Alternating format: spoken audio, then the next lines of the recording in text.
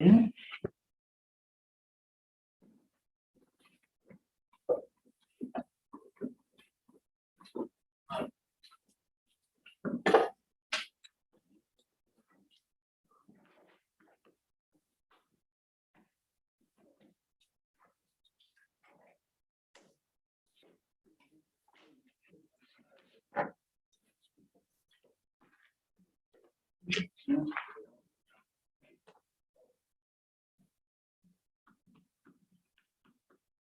Mr. Sheriff, nice to see you. Good afternoon.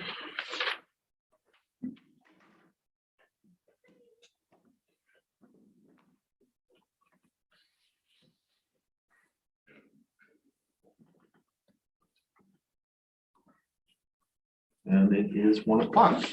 I will call the meeting to order. Let the record show all 3 commissioners are present. We will start first with our Pledge of Allegiance, please. I pledge allegiance to the flag of the United States of America and to the republic for which it stands, one nation under God, indivisible, with liberty and justice for all. Thank you. Chairman, make motion we approve the business agenda with 2 add-ons under unfinished business. Request for concurrence to cancel the construction contract to move that building to the fairgrounds, and resolution in the matter of scheduling a public hearing to consider the adoption of the 2022 through 2027 capital improvement plan for Klickitat County. I will second the motion. Okay, I have a motion and a second on the business agenda with those 2 noted add-ons. Any discussion on the agenda? Hearing none, all those in favor say aye. Aye. Aye, motion passes. Mr. Chairman, I make a motion we hold over the minutes. We have more time to read. Yeah. Yep, I would agree with that. Which brings us then to citizen comment. This is an opportunity for citizens to address the Board of Commissioners on items that are not on the agenda later in the day. Please limit your comments to no more than 3 minutes per individual. I will start in chambers first. I think the lady beat you to it, sir, so we'll. Susan Kelsey Goldendale.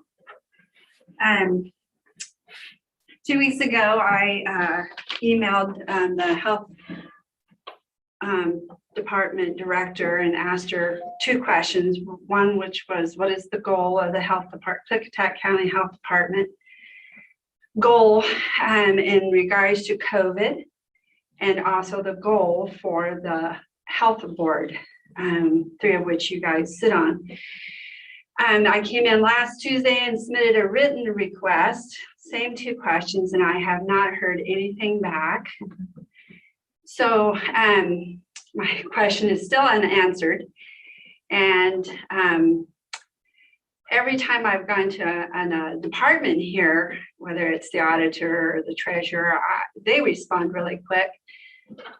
I've asked you guys via a call or email, and you get back to me fairly quick. And so I'm not sure why I'm not receiving an answer to these 2 questions from the health department. So am I missing something? Am I not following the protocol? I don't think you're missing anything, and I would request that the chairman reach out to our director and We'll get a response. Okay, thank you so much. And then when is the next health board meeting? Good question. I'm not sure. I'm not sure she has another one scheduled for this. Yeah, I was gonna say, I don't think there's one on the calendar for 2021. Okay. Anyway. Okay, thank you. Thank you. I've got one hand raised, Gabrielle. Okay, Gabrielle Gilbert, go ahead. Yes, hi, thank you for your time. I want to speak further on the childcare. I thank you for sending me the committee meeting notes. I want to say that one of the things that's blaring on that committee, it's a non-binding committee that has been created. You definitely have a win in getting the grant dollars concerning childcare or hiring someone to write for grant dollars. But what is missing is that you really make a committee where you start bringing in the industries that are in the community. You could have partnerships with ESD, Clark College, Head Start, WAGAP Institute, Custom Interface, you guys at BOCC, the Underwood Fruit Society Hotel, the 2 hospitals. That's just some of the businesses that are in the area. The thing is that Morrow County in Oregon, with a population of 12,000, created an early learning center, and they also established a children and family services position. And I think that that is something that Klickitat County needs to address. You have a situation with rural families that there is childcare deserts. And it is one thing to say that you want to address regulations and assist in fees when it comes to at-home daycare, but at-home daycare doesn't solve the totality of the situation in the county. And that's why it requires something more. If you have a senior center that you advocate for and that you budget, you can absolutely do the other part of the life cycle, and you can begin with addressing childcare. And yes, Dave Sauter, I think because you are county employers, that you should have county daycare for your employees who have in past surveys expressed that they require daycare of some sort. So I think that the county should address that, because as much as I appreciate sympathies, it does not move the marker. And it is time after 15, 20 years of your so-called conversations about this to start moving a marker with a more targeted situation. And that's what I'm expressing. Thank you for your time. I appreciate it. Ms. Gilbert. I'll go back to Mr. Eldred. Yeah, I'm just a little concerned at the amount of money you guys been throwing around since the first of the year. Like, there is no end to it. I mean, but one of my questions is, why is Dirt Works being paid for by the county to take care of White Salmon parking lots and access roads at $155 an hour? That's actually a contract to plow for snow removal at the Pioneer Center. Okay, because it just says White Salmon parking lots and access roads is what it says on here. It's the Pioneer Center and the access road to get into the Pioneer Center, and it was sent out to bid, and there was only one bid received. Yeah. And then we start off with $4 million on the Roosevelt grade just ahead of the Lund construction project in Bickleton. And I believe the reason that was done was because they needed to improve the road for those heavy trucks. So we're subsidizing renewable energy, so they got a good path to their solar industrial site. I'm going to answer you. I'm going to pause your thing, so I'm not using your time. Actually, Roosevelt grade, that is the landfill pays overweight fees when they use our road instead of their haul road. It goes into a separate fund that can only be spent on managing and updating the Roosevelt grade. That's where those dollars came from. It actually was not, so it came from those overweight fees. So the taxpayers didn't actually pay for any of that. The overweight fees from the landfill paid for that and that is to offset the damage they do to the road when they haul heavy loads up our road instead of their road. Yeah, I used heavy haul up there, and I had to pay the county a fee for using that road. But anyway, so that cleared that up. But it's just like all this money. I mean, as I understood, when you started this project, we were doing the main steps. You had a $350,000 historical grant to do these main steps. Now you've got this all tore up. You've done every side of this building. So that $350,000 is taking care of all this? No way. I know that. And then we have, I mean, I go on, but here we got the Taj Mahal. You've got a solar panel up there that might light some LED lights. It's worthless. You got 2 generators, and you got electricity and you got gas. I mean, this is the only building in town that has 2 generators. What do you know that we don't? Are you expecting brownouts because the renewable energy is not substantial? Then we got $3.5 million you're putting into, I thought that was a city airport. $3.5 million for the airport. But with $3.5 The county million. is not spending $3.5 million. Well, it's on your thing for you. But it just seems like you guys are constantly coming up with more money that you can throw at this and that, and it just, I mean, Watkins and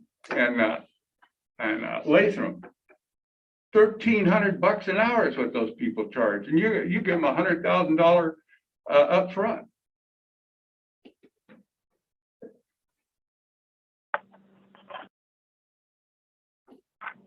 I mean, it's like money's no, you guys have no worries about it. Just write the check, that's all. I would like to add that of the things you mentioned, other than the airport where I don't know where your 300 and. Well, it was on your work. There was 300,000 that was approved. That's all I know of. Everything else on there, other than the white salmon plowing, was authorized by the last board, not this one. It was contracts by the last board, not this one. The white salmon one we just approved today. And then you got the upcoming Oak Ridge Road. Sir, your time has elapsed. I did give you your full 3 minutes to comment. I'm gonna go to Zoom. Online is Dan Clark. Dan Clark, you're next. Good afternoon. Go ahead, sir. Thank you.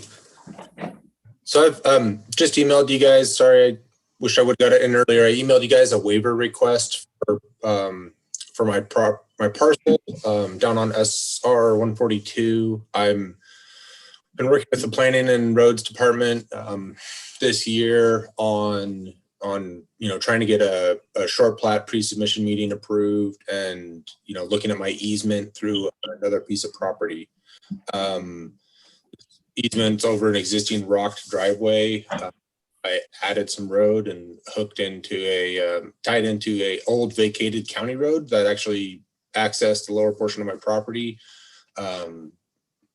And so We lost him. Oh, did we lose you, sir? We're still there, Mr. Clark. although I understand from the Title 12, I have to have a 60-foot easement. I understand from that I have to have a 20-foot wide running surface. So we've been working on getting that approved and through the roads department. However, my issue is that I have with that structure in the 60-foot easement, there's only about a 33-foot wide gap between the garage and the edge of the easement. So it's necked down a bit, and Title 12 references using the ASHTO manual for highway designs, which requires a 10-foot clear zone width on each side of that 20-foot road surface. So I'd need 40 feet total, 33 feet wide. So I'm my clear zone's about 7 feet too narrow using that design spec manual. I'm again, part of the waiver is road is accessing a short plat, just a few lots. It's a dead end. It's going to be used by local traffic and fire access only. So that they would be aware, of course, the existing conditions of the roadway and the narrow section on it. The existing road passes by that existing garage again on a straight section. So there's a less likelihood of a deviation from the road.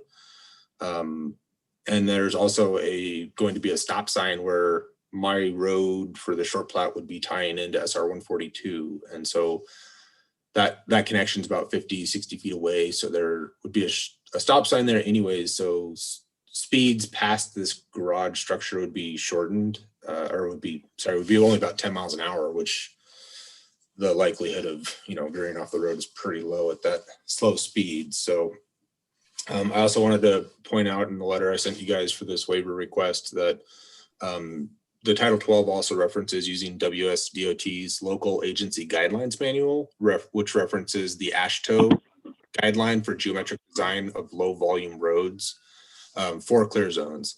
And in those, Mr. Clark, I'm sorry, your 3 minutes have expired. This will all be You have submitted, if I understand your comments, you've submitted a waiver request. Yep. All of these issues will be dealt with at the time of the waiver request, when the board takes that up. We're not really going to take up a waiver request during public comment period. Okay. That was during that formal process. I was letting you go because it's just basically you're calling Thanks. attention to the letter that you sent to us, and that's totally fine. And staff will forward that request to the proper departments that it needs to go to. Okay, thank you. Okay, thank you, Mr. Clark. Okay, we're still on citizen comment. I'm gonna come back into the room. Go ahead, ma'am. Kathy Moko, Goldendale. Within the last month, it was brought to all of our attention that most of the employees at the Washington State DOT in Goldendale left their jobs. And I'm wondering if you have had any interaction with the Washington DOT. And I guess the main concern is that all of everything that we pretty much use in this town comes across the highway. And if the highway's closed, we don't have fuel, we don't have food, etc. Plus it's dangerous. So I just wondered if there's been any interaction to handle this. I'm going to pause your time since I'm using your time. I am not aware, other than we have had just internally some discussions about, our understanding is that they have reassigned some folks for, and ultimately this will be WashDOT is a state highway. It's a state's responsibility to do that, understanding that we come and go via state highways all the time. And but as far as us having a discussion with WashDOT or state folks, I'm not aware of any, at least nothing officially. I would look to my seatmates if there's something. They don't like to answer us when we try. I haven't asked on this issue. I did make a note, I will. I don't know that they'll respond to me, as they usually don't. I've been told that about 3 people are now working there, possibly 4. But if it's bad, if the weather's bad and the roads are bad, there's a crew of 14 that works pretty much around the clock to keep the roads plowed and open and de-iced and everything. So 3 or 4 people isn't going to do it. And I was also told that they can't bring somebody in. Our region here is Klickitat County, Skamania County, and Clark County, and then north of Clark County. We can't get bring a DOT employee from Yakima down to work here. Anyway, it sounds like a problem. Lynn Mason. I Okay. had 2642 before that. Okay. Phone number. There was a 2642 that included themselves. Okay, 2642, phone number, you're next. Please identify yourself, if you will, please. Is that the last 4 of my phone number? Yes, That's you, sir. Okay, Steve Hoskins. Road hearing. oh, do you believe? Asking if it's a road. Steve, you're calling about the road hearing, aren't you? Correct. Okay, that's not till 1:30. This is public comment. So this is. Okay, I just wanted to make sure my technology was working. Okay, good. You're all set. Then I'm gonna go to Lynn Mason. Okay. I'll just hang until 1:30. No problem. Okay, Yeah, *6 to mute yourself or to unmute yourself. okay. Ms. Mason, go ahead. Thank you. Thank you for your time, commissioners. I wanted to first talk about a thought I had the other day. I heard on the radio years ago about a model in Sherman County where they sent dividends to residents for the wind farms to be able to get everybody on board about that. So not just a handful of people are benefiting from it, but the actual whole community benefits. So they actually send individual dividends to residents. In addition, the money from the wind farms has been allocated to buy musical instruments at the school, build a greenhouse at the school. They hired a new teacher for a gifted program. They constructed a library. They built 2 new city halls, and they built a bridge. So my takeaway from reading that, and I found the article again, and I can send it to you. But my takeaway is that, you know, sometimes when you're trying to put a program through that isn't very popular, maybe having a buy-in from the community or them benefiting in some way can make it more palatable. And that's what they found in Sherman County. And, you know, these models, the model that Gabrielle Gilbert talked about, that's in Morrow County. That's across the river from us. They have a children and family services division. I know because I applied for a job there years ago.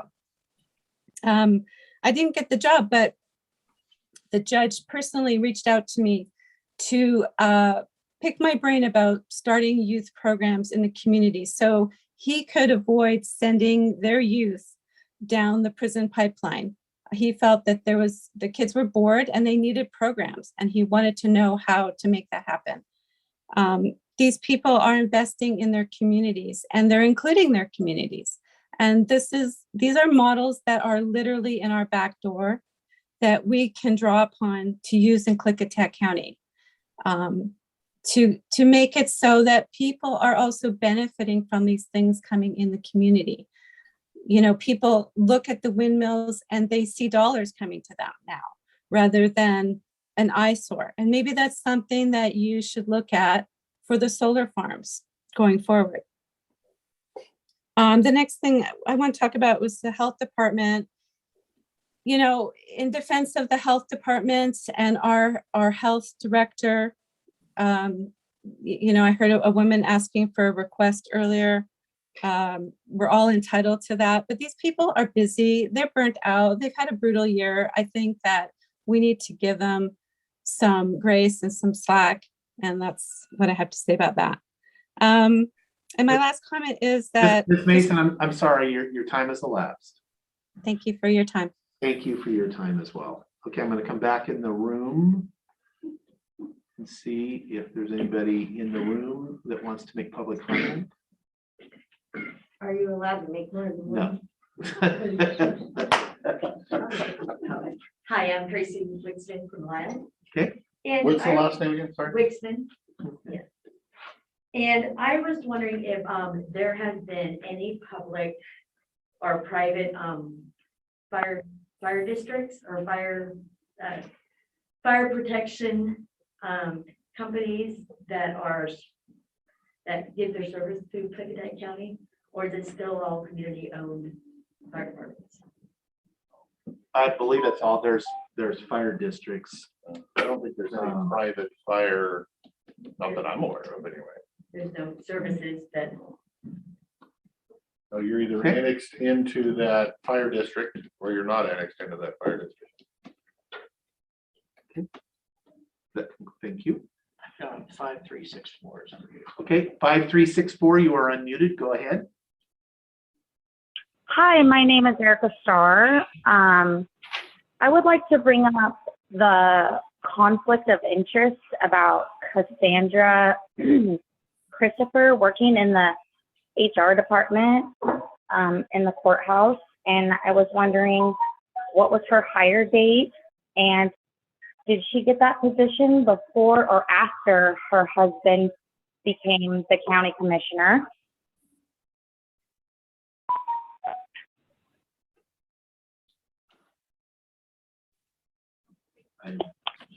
Hello? I'm gonna stay out of this one. Yeah, I think you should stay out of this. She's been a longtime employee. Yes, I would say that individual has been a long-term county employee. The county does have adopted policies. But the commissioners work directly with the HR department. How is that not a conflict of interest? There is an adopted policy. Have you looked up the word nepotism? The definition of it is the practice among those with power or influence of favoring relatives, friends, or especially giving them jobs. Yes, go ahead. It's Erica, correct? I'm sorry, I didn't write your name down. Yes, my name is Erica. Okay, Erica. So how this works is that the commissioners did not hire that person for that position and had no part of that person's lateral transfer from one department to another. The department head or department director chose to hire the best person for that position that interviewed. And so because of that, there is no conflict of interest because it is not somebody that's directly underneath the authority of the commissioners.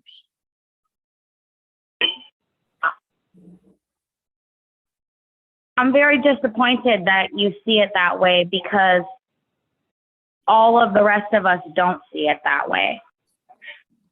And it is a conflict of interest. That would not go on at the PUD. It would not go on at Klickitat Valley Health. It's an extreme conflict of interest. Thank you for your time. I guess all I would add is that it happens with other families in the county. It's happened in the past with other commissioners in the county.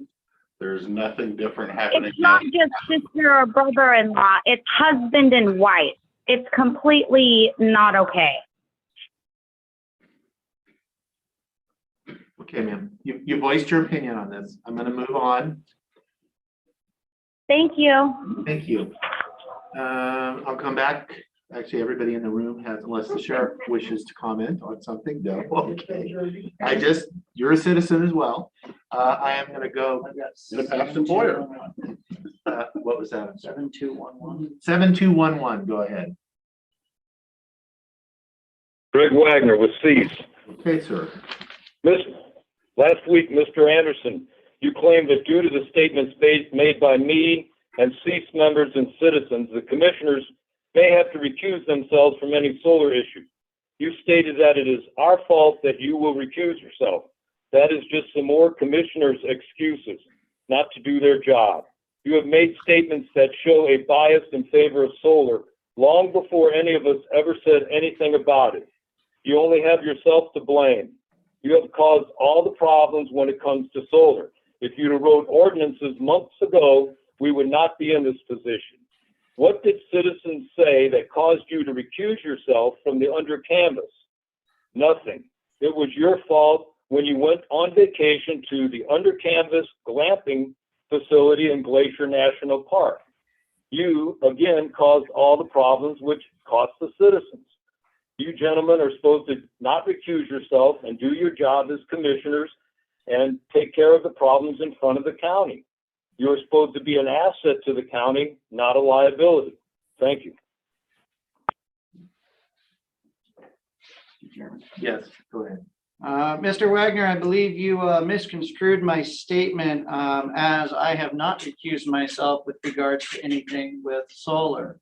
What I was attempting to do last week was try to help you understand a potential reason why Mr. Christopher may have made those actions, as he's, I believe, done kind of conversing about that. So if you're going to make statements about what I'm making, please make sure that they are accurate.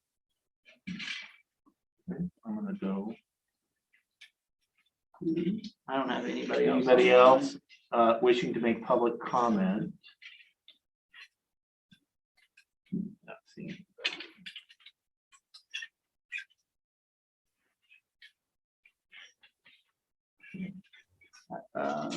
Dave Barta. Dave Barta, go ahead, sir. Thank you, commissioners. Dave Barta, Goldendale. We spoke extensively a few weeks ago. I trust you all have a very good memory. My feelings haven't changed in any of those discussions. I actually want to take a moment and thank the commissioners for having an open public meeting with people present. There are other agencies, even in our town, that will not do that. And so though there are differences of opinion, and I of course always encourage people to have differences of opinion and respect one another, even in those sometimes difficult conversations, I want you to know that I appreciate that you're having open public meetings and that you are allowing people in the courthouse for those meetings. So thank you. Okay, thank you, Mr. Barta. I think that brings us. It's like 1:30. It is now 1:30. Okay, thank you. That concludes our public comment period as far as for open public comment. We are now going to move on. This is a time we've set aside for public hearings, public meetings, and bid openings. Our first order of business is a public hearing to consider proposed amendments and extensions to the Klickitat County Annual and 6-year Transportation Program for the 2022 to 2027 period. So I will now open the public hearing for that purpose. We will start with a brief briefish staff report. Mr. Kelsey. Thank you. Okay. So the 2022 to 27 6-year plan is required by the state. The counties revise and adopt their 6-year plan every year. So it's a planning document and it does change. And the next year, 22, the first year of the 6-year is pretty concrete at this point. Not all the projects on the 6-year plan get built in 6 years. Lots of things affect those needs, budgets, other projects, emergent needs on other locations. And so it's a plan and it's subject to change each year. And then delays obtaining permits and grant changes and grant programs also affect that and how we are able to spend and utilize those dollars. We try and use county dollars to leverage grant dollars. In 2022, the county revenues available for construction is about $1.5 million. And of that 1.5 million, 500,000 represents landfill revenue to be spent on those projects. Grant funding helps to support all the projects on the 6-year. We actively pursue grants for all of our projects when it's available. In the past 12 years, we've received $26.1 million in grants, using $27.3 million in county dollars to leverage those grant funds, for a total of $53.4 million being used to construct road improvement projects. However, like most things, there are fewer grants available today than there were 10 years ago. And sometimes reimbursement for those are delayed 1 to 2 years, depending on the grant program. So lots of factors that help us select projects to be put on the 6-year for construction. We look at collision history. We want to have a good road network that connects places and people and employment. We look at pavement condition, maintenance considerations and needs. Could we receive specialized grant funding for the project, such as walking routes for schools and school zone improvements? As a part of a school bus route, input from citizens? Is there development pressure that makes us take a look at some of the roads that we have? And how are the roads being used? Is it a road for commerce, farm to market type road? Does it have special requirements such as the need for all weather surface and section? And if possible, we try to balance the needs of the urban and rural communities. So the highlights of this year's plan. So for 2022, next year's plan actually, we're going to complete the following projects. So there's we rebuilt a portion of Old Mountain Road this year, and that road will get the asphalt or hard surface in 2022. The Courtney Road reconstruction and overlay projects, they will be built in 2022. We have a bridge painting project that was federally funded through grants to repaint the old Highway 8 bridge at Rock Creek. And then we have design work on future year projects. And then there's county safety program, which is emergent needs. And the breakdown for 2022 on the construction is $8,375,000. That's the total budget for the 6-year next year. And $807,000 are in federal funds. $3,728,000 are state funds. $500,000 are landfill funds. And $3,340,000 come from the road fund. And that concludes my brief staff report. Thank you. I will now open the public hearing for the purpose of taking public testimony, both for or against or neutral, I guess, on the proposed 6-year plan. I don't believe we have anybody in chambers, but we do have folks on in Zoom. So I'm going to go to Zoom at this point. Please raise your hand, unmute yourself if you're on a phone, *6, get our attention. And then I am going to limit testimony to 3 minutes if possible. We got 7290. 7290, is that? Yes. Yes, go ahead. Yeah, sir. thanks. Thank you.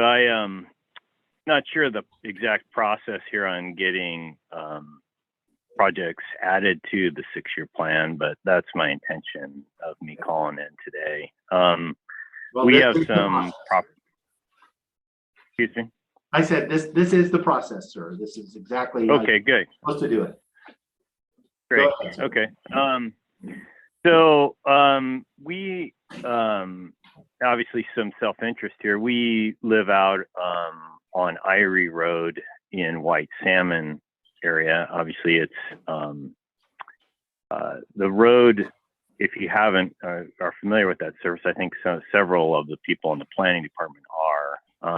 Is a narrow roadway servicing multiple houses, and from what I understand and from talking with several of the people at the planning department is that it's been identified as a high risk for fire and concerns along that road for safety in case there was a fire coming up the canyon, on being able to get in fire department vehicles and get out, and the employees who live along that road.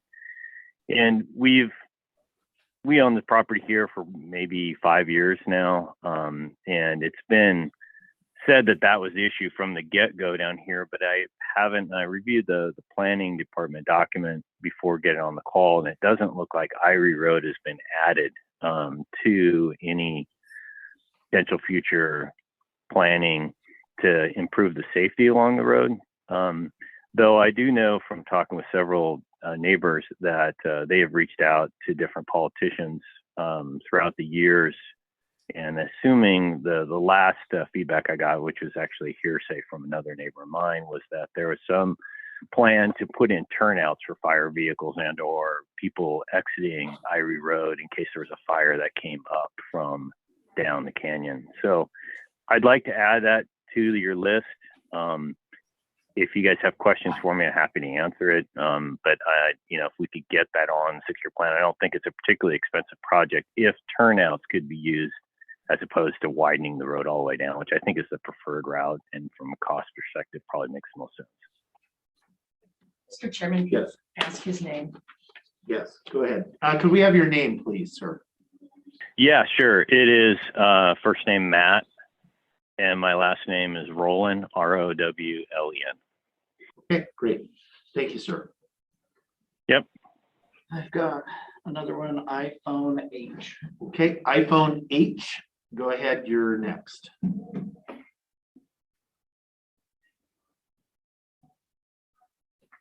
Already unmuted. They're on. We have another phone call ready too. Okay, let's do that one. 8215. 8215, let's go with you. Hi there. This is Carl Churchwell, Wishram, Washington. We got a road, I think it's called here the Park Place Road that's and scheduled for some kind of maintenance. And I just want to make sure that you know that we need that road for more than just the people that live on it. We need it for access for fire trucks. And it is in horribly, horribly bad shape. It needs to be a hard surface road, straightened up a whole bunch, and would appreciate somebody get working on that. Yes, sir. So just so I understand, Park Place Road in Wishram? Yes. Okay, thank you. Clarification, that's the road we just annexed. Right? Yes, Yes, that's correct. A section. a section, right, okay. Okay, thank you, sir. Okay. Thank you. Okay. Well, thank you very much. Thank you, sir. Thank you. iPhone H is still unmuted, but Okay, whoever that is. okay. iPhone H, you are still unmuted. Did you wish to make public comment on the 6-year road plan?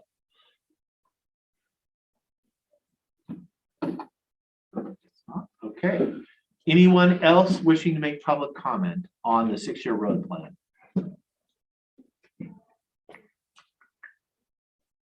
No, Stephen Hoskins. Yeah, I had, yeah. Dave B. Dave Barta is open. Okay, go ahead, Mr. Barta.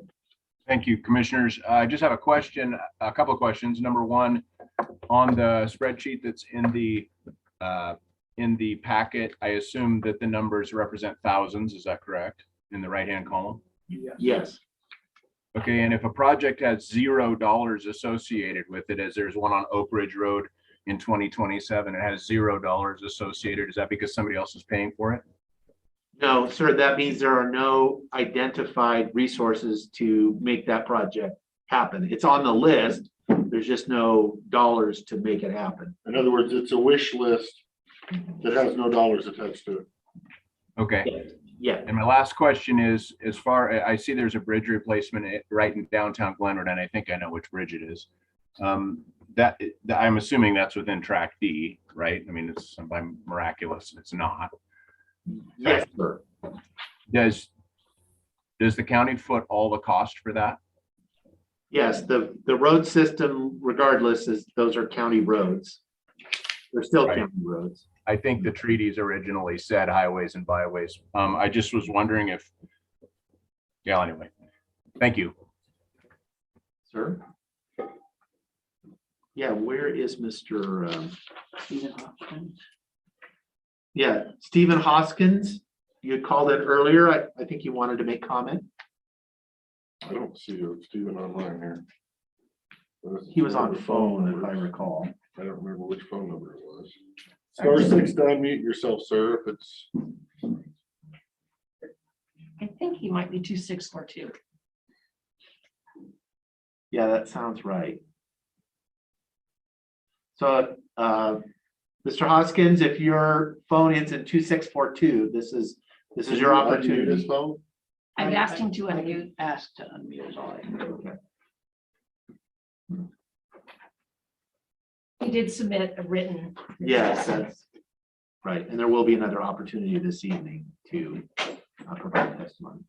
Okay, anyone else that wishes to provide testimony for the 6-year road hearing?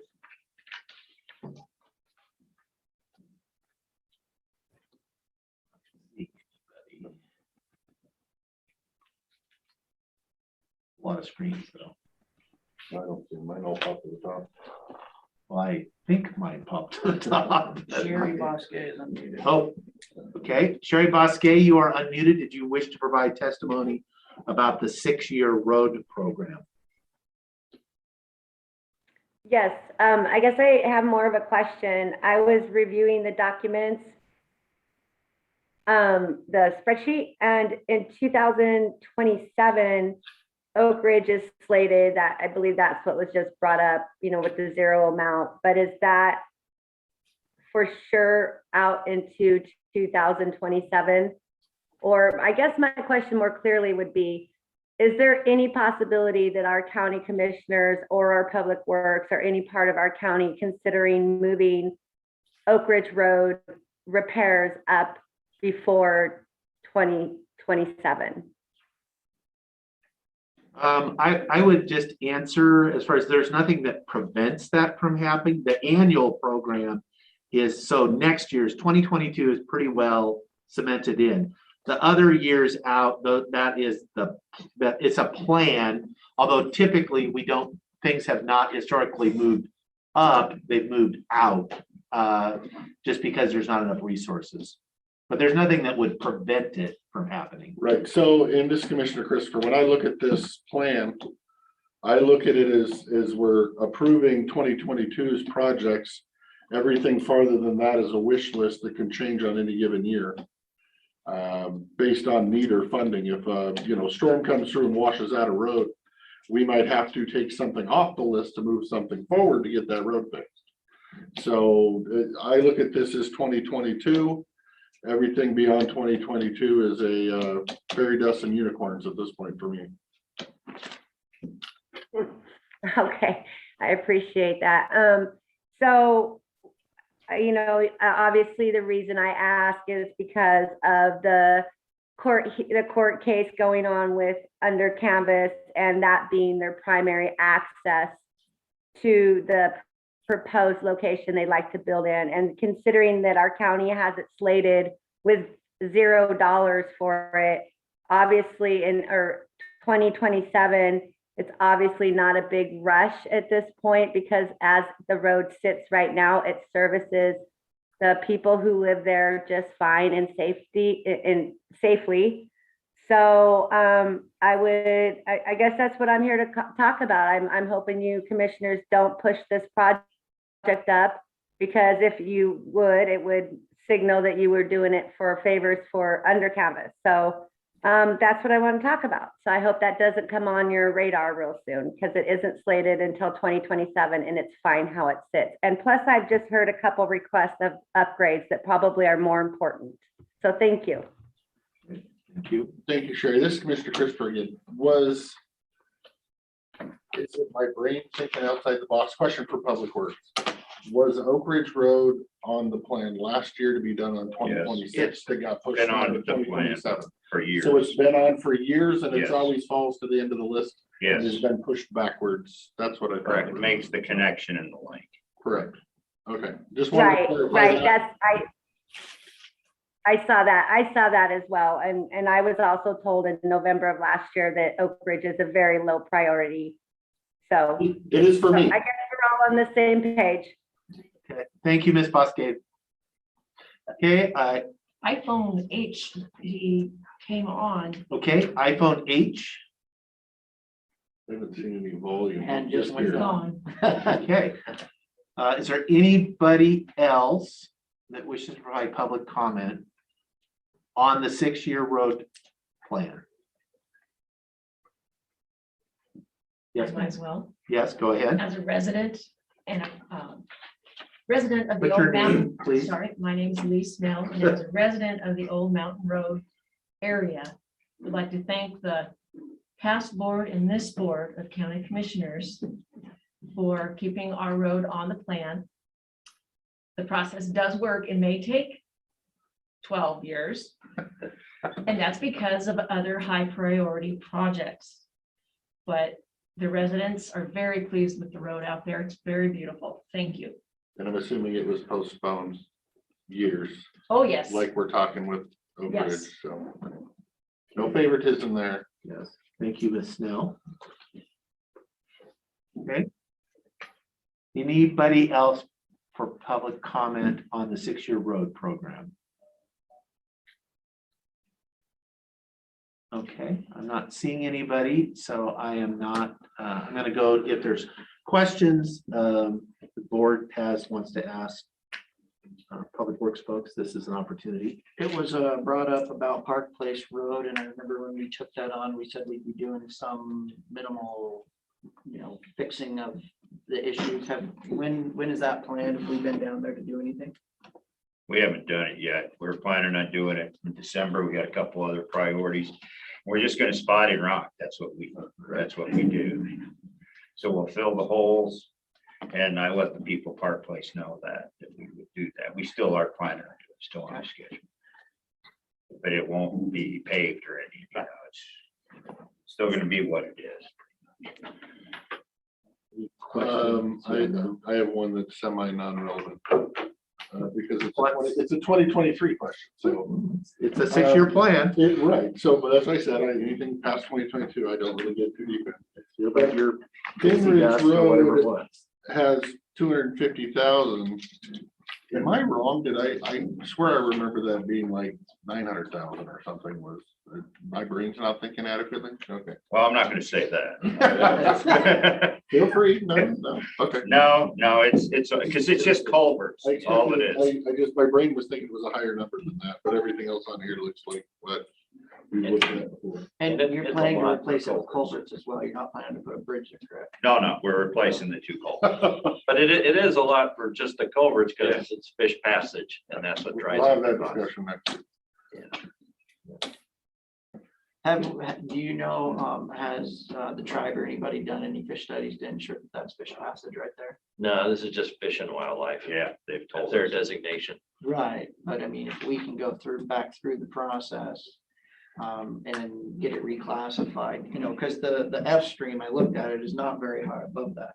And if they can go out there and do their, you know, spring and fall monitoring on it, and we can get that as an in right there, that would reduce that cost significantly. And I think that might be a good conversation to have, because I know they've done other movements of the F in, you know, within that area. Just because, you know, when they did it, they set them so far up those drainages that, I mean, there's no common sense to it. Okay. So that might be a conversation, you know, with Amber and. But that might be a bad conversation to have because there might actually be funding available if it's a fish stream. Are you looking to use landfill dollars for it? That's kind of my That's what I'm question. saying right now. If it's landfill dollars, let's get it declassified. If it's fish dollars. And as a fish then it can blockage, stay a it fish still stream. wouldn't be a high priority for funding. And Probably not. No, it would Way not. higher priorities. You're not gonna be able to meet that, but. No. Well, that was kind of my question on there is I don't know that. Again, well, I'll just end it at that. It's 2023. We'll deal with it. Well, no, it was a good question. Now, something to look at. That's a good idea because that would reduce the cost. Right, well, and to me, I guess my question on Bin Ridge is a priority issue. If it's an issue we know is there, but the neighbors aren't complaining about, people aren't complaining about. Ecology isn't complaining, the fish aren't complaining, nobody's complaining. Does it maybe need bumped down so that something else that people are complaining about can get it? The problem with the reason we bumped it up is just the culverts have failed. Yeah. And eventually So they you will, think there's gonna be a runoff no, problem? they'll collapse, the road will collapse. Yeah, so it becomes more of a safety issue. Yes, it's because we got, if you remember when Seth was here with us and we talked about it, we got special agreements with Fish and Wildlife to put an end on one of them because the road had collapsed. And they said, we'll let you do this. You worry about the fish passage when you replace the culverts. So we went and we put an end on it, or we had cones in that area of the Do road. we have any kind of a fee for heavy haul trucking? You know, like solar panels, windmills, whatever, they gotta pay a fee if they damage roads. We've talked about adding it to our ordinance. If we don't currently have it and we capture it under the environmental process. But we've talked about it because one of the wind projects kind of slipped through under more of a maintenance type issue, but it was a rebuild of the whole project. And that if we had an ordinance, they would not slip through like that. Right. So I don't know that that fixes this one, but if we could get something addressed so that we don't have more Yeah. in the future, I would be pleased. Yeah, I would say anything that is during the permitting process gets identified, then we do, during that environmental piece, the SEPA stuff, we have a road haul agreement and because the idea is that you don't, if you're doing a project and you're damaging our road, you've got to pay for that. The road has to be, that's when you've gone out and, they do where you end up with you know, the rating of the road, and then they do it afterwards, and the road has to be brought up to that or paid, you gotta Right, I pay just for don't that. know, because most of our projects that are like that are, you know, they're only hauling for a year or 2 years. This one's kind of a forever thing. Yeah, ongoing, yeah. So it's, you know, I don't know how many forever things we have out there. Actually, the windmills are, once they're built, it's not like nothing happens. It's pretty regular. The cranes Maintenance. and big equipment are coming in, very regular. Right, but on a situation, I'm trying not to be too specific, like this one, do they have an annual haul agreement? No. It's just in and it's grandfathered and. Yeah, and they're not super loads. They're legal loads is what they're hauling. It's just they haul year round. Right. And our roads aren't built for that type of thing. Especially out there. Rich. There's no base underneath the roads. So whatever culvert we put in there will be good enough. Oh, yeah, because we'll put the base over and everything else, but yes. All right. Okay. Any questions? No, Okay, I'm good. okay, then I would, iPhone H is unmuted again. okay. iPhone H, I've never seen this is your Graph. opportunity. that there's been any speaking out of that ever. Okay, All right. okay, then I am going to, Mr. Chairman, would Yeah. you like a motion? Yes, I would, recess to- yeah, to continue it. Yes. I think whatever the language is. Motion to continue. Yeah, go ahead. I'm listening. Mr. Chairman, I would make a motion to continue the annual and 6-year transportation improvement program for 22 to 27 until 6:30 tonight. That will be in commissioner chambers as well as on Zoom. Okay. I would second the motion. Okay, I have a motion, a second to continue this public hearing to this evening at 6:30 in chambers and on Zoom. Any further discussion? Hearing none, all those in favor say aye. Aye. Aye. Motion passes. This hearing is continued now. Thank you, everybody that testified. Yes, we'll see you folks tonight. Yeah. 6:30. We'll leave the maps here. Okay. Our next public hearing is a public hearing adopting the 2022 preliminary Klickitat County budget and setting property tax levy. Noting that the hearing may be continued as needed. I leave these somewhere, to Lee? Final. So I don't have to pack it back. I'm gonna leave the easels there, if that's okay. That's totally fine. Are we not doing the capital improvement plan? We are, that's, So it's back on the, it had a strike through on it. yeah, it's because we have to advertise.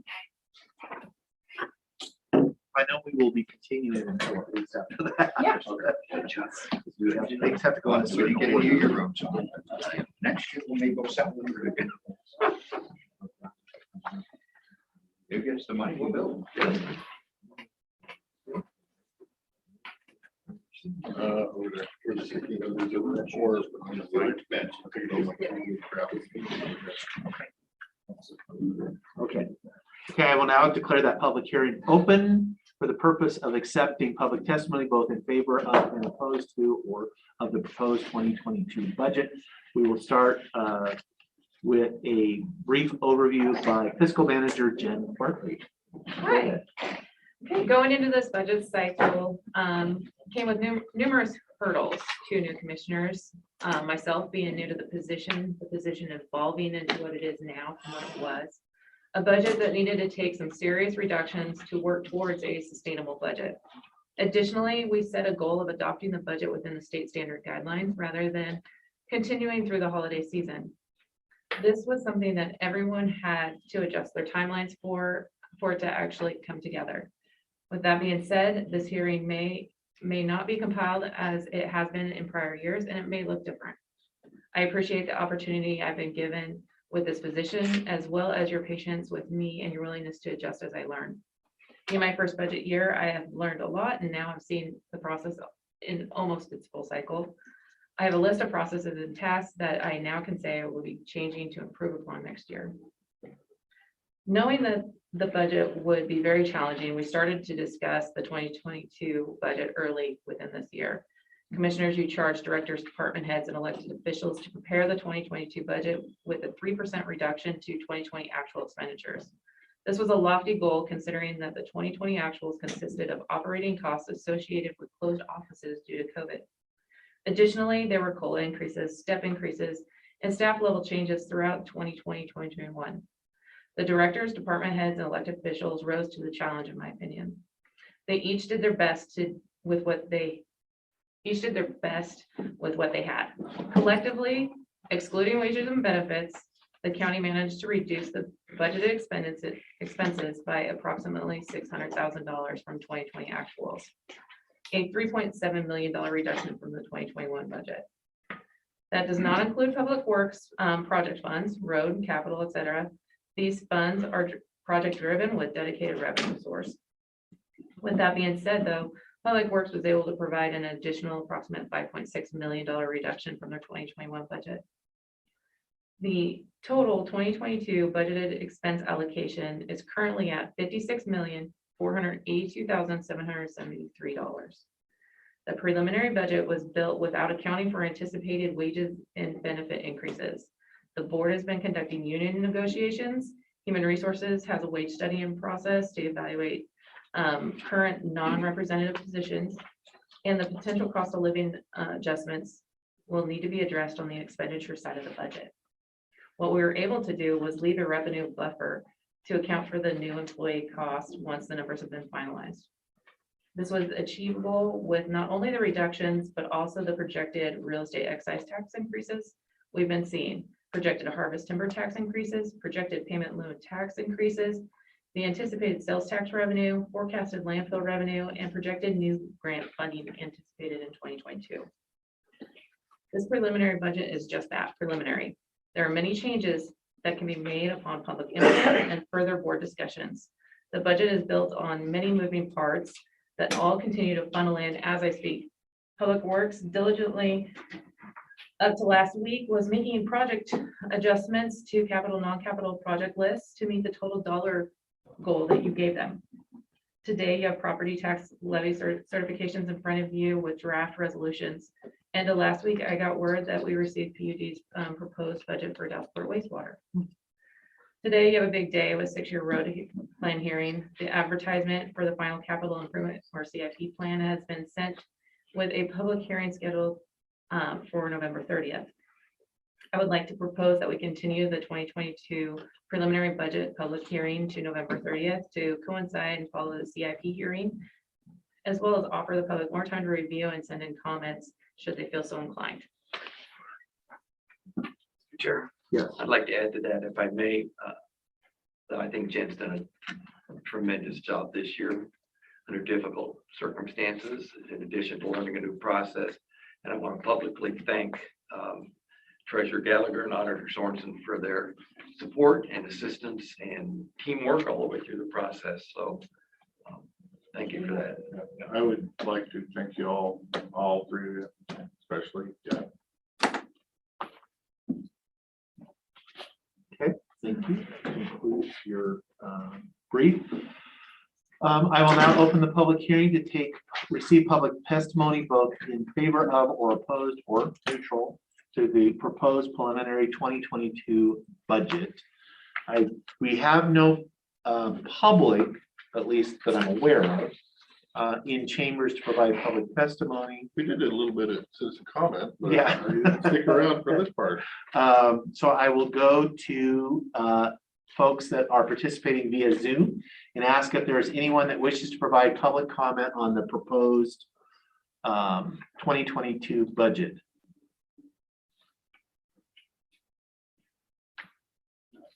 I'm not seeing any. It's always amazed me that nobody cares about the budget. Okay. Understanding that will be ample opportunity to comment for at least the next couple of weeks. Then I guess so that would bring us now for questions of the manager or the dream team that is. I didn't say that. No, I did. The dream team from the 90s. Yeah, it is. I don't, Triad of evil. the triad of evil. That's the 2020. Yeah, there it is. I like that. The triad of evil. We did receive one written comment. Yes, yes, I will note for the record that we did receive one written comment, which we will put into the record. I guess my big question is what that REIT looks like with that comment and question from the day. And we should have an answer for that by the 30th. That would fall under the revenue category, and that gentleman expert is right there. He's, we talked about it. He's looking into it. We're looking into it. But being set for the preliminary budget, I still feel confident that we've done a lot. Yes. Yes. We've done a huge, being this is just the preliminary, it's, yes, no, I can honestly say I'm not 100% satisfied, but I'm 97%, which is anytime you can be 97% in government. I call it. That's higher than That's ever. an absolute, so, well, with so many different departments and so many different electeds and everybody's got to work together and the department heads got to make the sacrifice, you know, to make it work so we can actually budget this thing. It was a huge accomplishment and everybody down to department heads deserve my thanks. They did a good job. It is. They were stressed about it. They worried about it. They called me. They did a great job at doing what they could with what they had. The packet, you know, summarizes, since there's no public comment, the packet summarizes the expense allocations per fund, as well as department in the general fund on the second page. I went ahead and noted wages and benefits in there to show the community how much of each department is actual people instead of things, and people equate to services. The next page is a pie chart related to the 2022 expense allocations for all funds. It seems a little messy. That was the cleanest I can get it, but I think it shows an accurate picture of how complex our budget truly is.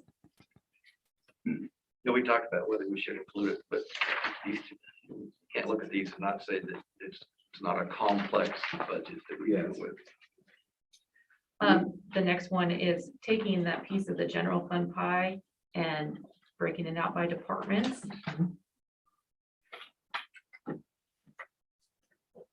The next would be the landfill allocations that we have budgeted, the proposed forecasted budgeted revenues that we have in comparison to the life to date, well, I say date, but it's actually quarter 2, quarter 3.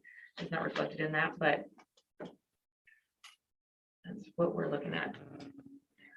So our final proposed landfill revenue is 9.3. 9.3. I was thinking we were going to go 9.4, but that's fine. Err on the side of caution is good. Yes. Better than 10.6. Yes. Yes. But we can always add revenue. We just can't add expense. No, you're not, no, nothing. And hopefully we do. The next few pages are the non-capital project plan that was presented to you last week from the Public Works Department. They have footnotes in there about some carryover that they talked about with you all. Of course, the preliminary budget was posted before that, so we'll probably have to address that in a supplemental.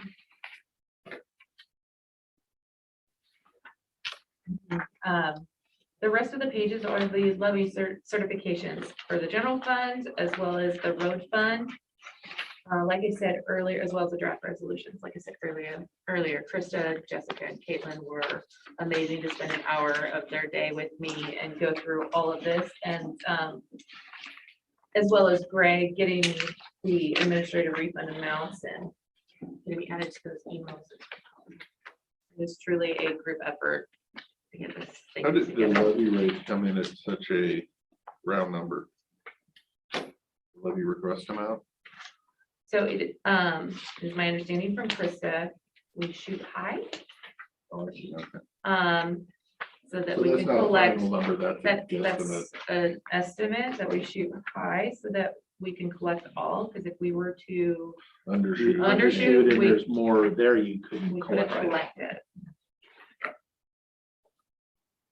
And I will be, I gave Lee a copy of this packet, so it can be added to today's packet, and I will also be posting this packet onto the website along with the preliminaries that are there. That's great. Thank you. I would echo what everybody else has said. You've done a remarkable job. Thank you. And actually, I think we all have. I Yeah. think this has been a, probably one of the most challenging, if not the most challenging since I've been here, as far as just from the breadth and scope of the changes that have been made in a single budget cycle. It's really something. So. And the seat that we represent is you, commissioner's seat on with the auditor and the treasurer. So. Been a smidge heated at times. Oh, well, and it will be in the future too. 97% of 97 is pretty good. So with that, I guess I have a logistical question for the clerk. Yeah, so we'll need, at least I'm assuming we are going to continue the hearing. Leave it open for public comment during that whole Written or written, but we will allow, I think we should allow for oral public comment on the 30th. Yes. Can we do that? But are we gonna do oral public comment during citizen comment for the next 3 weeks? No, I would say, well, I don't know, what do we? It's just, I generally try to keep comments to a specific action item during. Last year you did it. We don't On the have 30th. something next week, so. Oh, so it doesn't matter next week. For But one that- week. for one I'm week. just thinking, I don't know that if she needs to keep all comments with the budget and we have them broken up over weeks. I guess it wouldn't matter. No, it doesn't. I think last year you did the testimony in each end and then you accepted written. Right, which we get as it comes in, as far as And we it doesn't, you can see it anytime it comes in. I just don't want to have people giving public comment on the budget or giving comment on the oral comment during public comment. It should be made during the public hearing. Because our next meeting, we have the supplemental budget, which could make. It gets confusing, Right. so. So I guess I would look for a motion that does all those Mr. things. Chairman, I would move to continue this public hearing to November 30th, leaving it open for written comment between now and the 30th, and we will have another public comment, oral public comment on the 30th. I would second. Okay, I have a motion and a second to continue this hearing to the 30th, open to written comment between now and then oral comment then. All those in favor, say aye. Aye. Aye, motion passes. Good, well done. Okay. Our next public hearing and final for today, I think, is a public hearing to consider declaring certain county vehicles, equipment, and miscellaneous property as surplus and setting a date for its disposal at an online bid public auction overseen by the county treasurer. Oh, and this is, so I will now declare the public hearing open for the purpose of taking public comment on having that public auction. And I will start actually with a brief, if you wish, if the treasurer has anything you want to add to the list has been published. The list is, yep, the list is there and we're working with the departments on, finalizing the pieces. The auction will be online on Public Surplus, which is the actual auction site is Public Surplus. Yeah, and it's, will be so, but yeah, that will be the difference, but otherwise it's the same. And so it will be a bid. It's not, in the past, we've done a silent bid kind of thing. That's not what we're doing. There's no viewings. We'll take pictures, post them up there and move forward with that. So, I mean, I think, it's kind of new to us, but we've been doing some testing and we started today. So I think we're going to be okay. So the list should be up, but yeah. Okay. I will have one question. for clarification. Can you actually hold that? I think just I want to state that the procedure, because it is now open for the public to comment. We don't have, unless you wish to provide public comment on that. No. Is there anybody on Zoom that wishes to provide public comment? This is on the surplus equipment, vehicles, miscellaneous property to be done online. *6 if you are on a phone. Raise your hand if you're on Zoom. I'm not seeing anybody. Nope. Okay. I will not Yes, quote. Sherry. Oh, Sherry Bosque, did you wish to provide comment? I actually wanted to know where the public would find a list of the surplus items. What department would you search under? I will send Sherry a copy of the list after the meeting. Okay. There you go, Sherry. Thank you, Lee. You bet. Can I, Mr. Chairman? Sure, go Sherry, if you look at the BOCC's agenda every week, right at the top of it, you could click on information to get into our packet, which has all the smaller details that would also have these lists in today's packet. So if you look at the agenda, like I said, under the initial title, there's a tab here for more info kind of thing, and that's where you'll find more info most of the time. Hope that helps. Yeah, that actually helps a lot. I didn't know that was in there. Thank you. But I'll probably get rocks thrown at me later for telling you that, but you know. That's the purpose of that. That's the purpose of the link, so I'm gonna share it with you. Oh, wait, Yes, I've overlooked that in the past, so thank you. That's very helpful. Okay, thank you. Is there anyone else that wishes to provide public comment on the surplus sale? Okay, there being none, I will now close the public comment to the public hearing for further public comment. And I will look for a motion to move this forward. Or no, I'm sorry, clarification before we move on. I gotta find it again because I Yep. scrolled. Sorry.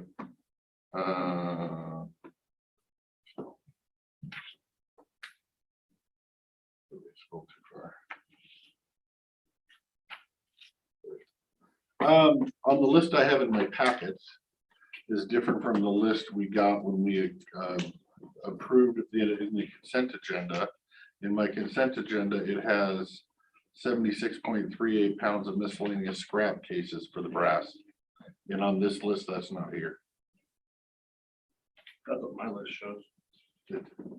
Your list has, My list says 76.38 pounds of miscellaneous scrap cases. okay, so on my thing here, it's not there. So just as long as you get the right stuff and we're approving the right stuff, We have okay, I'm fine with that. 2, 3, 4, 5, 6, 7 specific calibers, and then 1.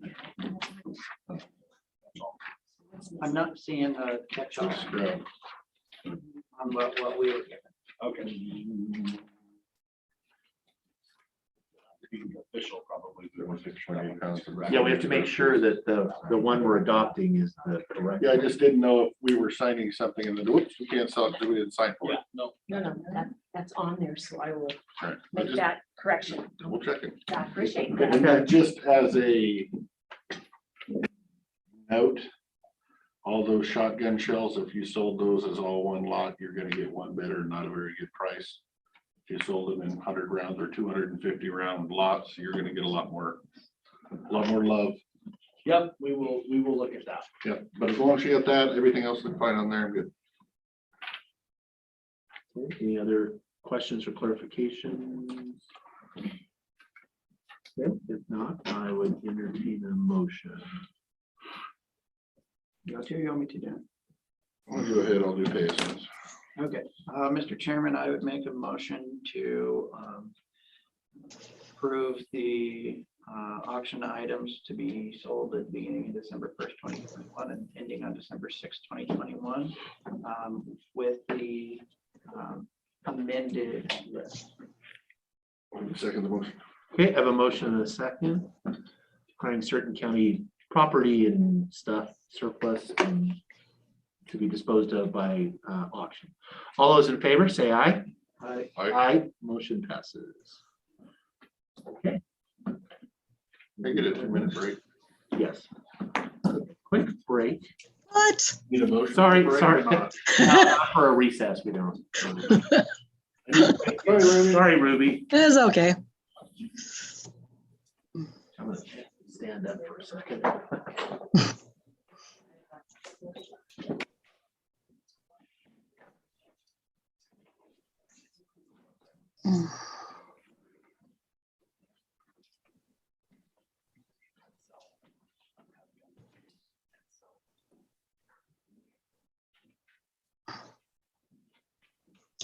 So everybody leaves.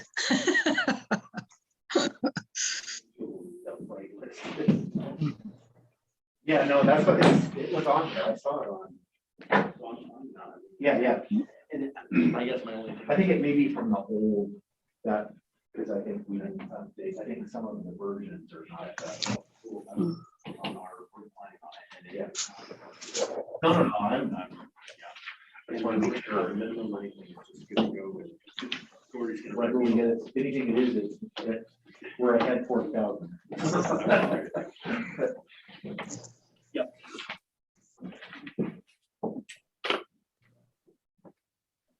I've been watching that light pole out there. Oh, it's Rocking around. I thought there a couple times it was gonna come through the window at you. Thank you. See you later.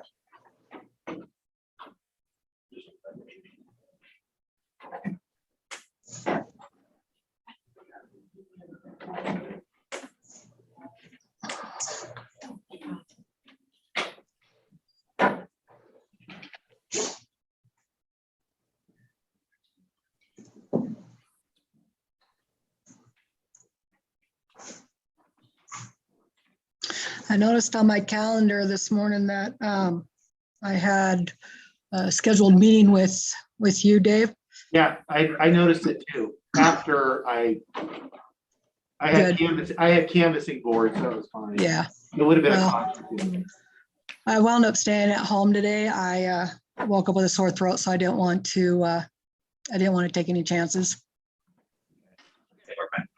Okay, we're back. So next agenda item is a department update from the solid waste director, Miss Irving. And so go ahead, Miss Ruby. All right, well, I'll try and keep this brief. For the litter crew program update, we recently got our follow-up survey data. And of course, only 41% of the people polled responded. And of course, 46% of that, which I would hope would be, a pretty good poll for the entire group. 46 of the respondents were not always securing their load, which no surprise.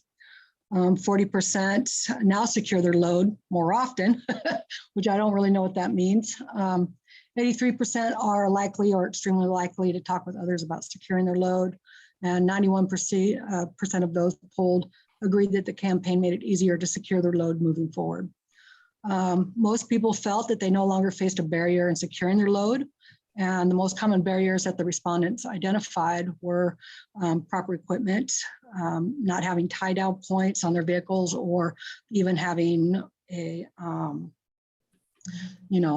something to secure it down with, whether it be a tarp or a bungee or, the things that we gave away. The other additional barriers that were identified were load types and the need of tarps, some trash like paper would fly through the netting, and of course, taking the time and remembering to do it.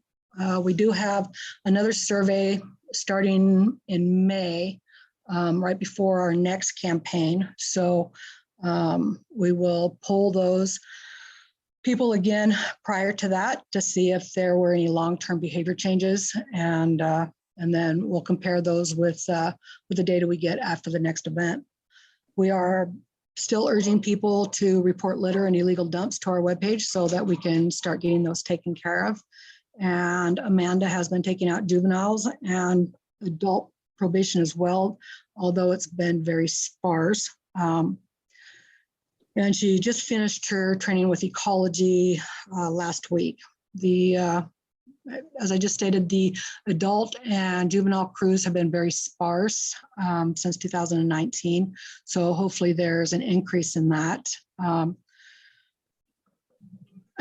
I'm thinking when I get back from Wasac, I'll try to have a conversation with Sheriff Songer to see if we can start getting some inmates on litter crew so that we can kind of pad that crew for Amanda, because sometimes she shows up and nobody shows up. So then she's trying to find other things to do. We're also looking for volunteers to help organize and lead some community cleanup events come spring. Notably would be the city of Goldendale. We would really like to put something together where people are helping people to clean up their yards and to get rid of some of the trash that has accumulated over the years. So we are certainly working on that. With the recycling program, November 1st, our messaging changed to bottles, jugs, and tubs. That will take care of the yogurt container problem and open up the markets for basically what are number 5s. And on our webpage, we have the Waste Wizard disposal tool that people can use to determine where the item can be disposed of or recycled, or, if it's something that they can compost or repair, or there's a number of things on there. So we're still waiting for, more people to come in and check that and to, put different items into the search engine so that we can make sure that we have a very rounded search tool. We also have a number of workshops focusing on waste reduction in the planning stage. Some of these include canning, sewing or mending, composting, also cooking with scraps. As you well know, food waste or wasted food is a really big platform item right now for the legislature and upcoming rules and regs. We're also going to have a workshop on repairing or repurposing everyday household items. And we are looking for volunteers that have a special skill set so that maybe we can utilize community members to help teach some of these or related topics to other community members. Miscellaneous department items, chapter 173.925 of the Washington Administrative Code is going into effect. The new rule containing post-consumer recycled content for plastic containers requires establishing a post-consumer recycled content program for those covered products. So we'll be coming together to discuss how this might look and how covered products will come to meet the PCR content requirements, as well as annually register, pay agency fees, and report. Almost finished with the Plastic Packaging Advisory Committee that was brought together to discuss future extended producer responsibility on hard recycled packaging. It has been a blur. They've met anywhere from 1 to 2 times a week. The meetings last for about 3 hours, and it's just like hitting really hard, and we're almost to the end of it. So it'll be interesting to see. God bless you. That's a good committee for Mr. Sauter. Yeah, no. Yeah. I agree. The dog agrees. Yeah, dog agrees. It's crazy. It almost feels like EPR stuff is getting pushed just so that legislation can have a platform. So myself and WAC steering committees for that EPR has been meeting to address those specific issues, and so that we can make sure that our goals stay aligned with all the legislation that's attempting to come down the line.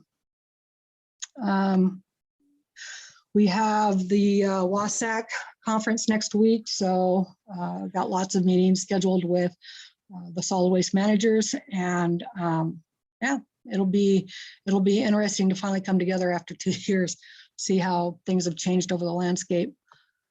Republic Services is just going to be really short because we have a quarterly update coming up here in a couple weeks. One thing of note is that the hauling division has ordered a total of 20 new roll-offs.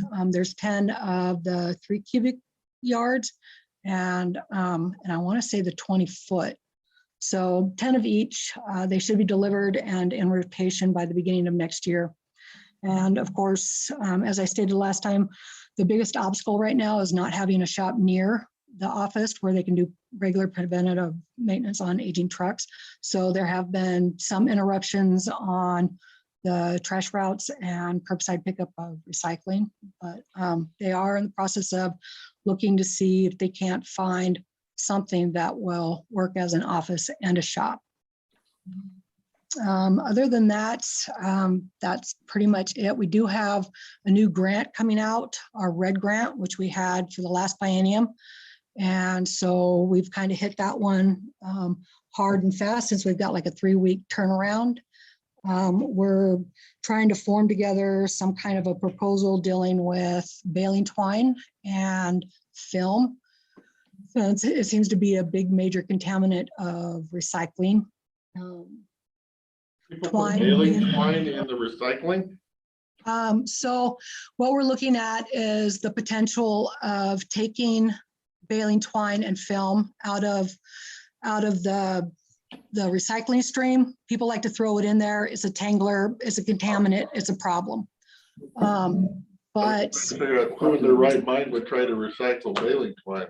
they try to recycle diapers. So, no surprises. But it does get into the machinery and causes big problems. So what we're proposing is a potential partnership with somebody across the river here to create a recycling pod of some sort where people can bring that material and we can try to send it off somewhere else so that it's not getting into that recycling stream. We haven't worked on the ins and outs yet. Like I said, it just came out, so we're just in the infancy stage of the proposal. But we're going to get with the mayors of White Salmon and Bingen and Goldendale to see what and how that might look over there in their communities. And then I'll report back to you. Thanks, Ruby. Questions or comments for Ruby? If that's. My mind's just blown with the baling twine in the diapers. I will never recover today. We do have a contamination reduction outreach plan. And we do have data in that plan that spells out what the percentage rate of specific contaminants are. And the tanglers are definitely on that list. It's definitely one of the top. Amazing. Yeah. People try to recycle everything. Anybody in their right mind would think either one of those are recyclable materials. Yeah. The fact that they it just astonishes me, I guess. So Yeah. thank you, ma'am. You betcha. Nope. Okay. All right. You All guys right, have a thanks, wonderful Ruby. day. You too. Bye. Oh, Ruby, before you go, can I Yep. give you a call? I have an idea on I want to run by you on the maintenance shop, not the recycled diapers. Yeah, no. Yeah. Please do. Sorry. Okay, I'll give you a call when we get done. Okay, sounds great. Yeah. Yes. Okay. All right, Thanks, Ruby. you bet. When we do consent, do we add in the add-ons or? No, not? they're separate. They're separate, yeah. And please remember Okay. that there's only 10 items on consent. Okay. Mr. Chairman, I'd make a motion to approve the consent agenda with 10 items. I would second the motion. Okay, I have a motion and a second on the consent agenda, the 10 items. Any discussion? One thing on there, the sheriff's RFP for the body cameras, I did see a news article. Clark County attempted to do a tax increase of, I think, 0.01% or something to pay for the $300,000 for the body cameras and that ended up failing. Wow. Really poorly written how it went on there. They had to like fill it in like a certain way and nobody knew what it was actually for. I would say that would have to be the case because I can't imagine people would vote against, people vote against tax everything. Right. It's just got more tax. So, but that was one way that Clark that was the only way they had to try to, deal with this new law, where you have to record everything, and it failed, so I don't know what they have planned, but when we see the Clark County Commissioners next week, I think that'd be a good conversation to have. Good conversation. Okay, any other comments? Consent? Nope. Okay, all those in favor say aye. Aye. Aye, motion passes. Okay, then we have our next is unfinished business, the add-on, the request for concurrence to cancel the construction contract. Mr. Chairman, I move that we honor the request to cancel the concurrent construction contract C17621 between Klickitat County and Mission Construction Incorporated for the county Klickitat County Fair Board Office Foundation Project. Second. Okay, I have a motion and a second. This is to cancel the construction contract. Any discussion on that? Only thing I would say is I'm very appreciative that Mission Construction is, understands the situation and appears to be okay with us canceling the contract. Since we're not moving the building, we don't need a foundation for a building we're not keeping. So, all those in favor say aye. Aye. Aye, motion passes. Mr. Chairman, I make a motion that we approve the resolution of the matter of setting a public hearing for the 2022 through 2027 capital improvement plan to be held on Tuesday, November 30th, 2021 at 1:30 p.m. in the Commissioners meeting room. Second. Okay, I have a motion and a second to adopt the resolution setting the public hearing for the capital improvement plan. Any discussion on that? Hearing none, all those in favor say aye. Aye. Aye, motion passes. Mr. Chairman, I move that we pay the bills. I move that we pay the accounts payable warrants in the amount of $780,213.10 and the payroll benefit warrants in the amount of $0 for the date ending November 8th, 2021. Second. Okay, motion and a second to pay the bills. Any discussion? Hearing none, all those in favor say aye. Aye.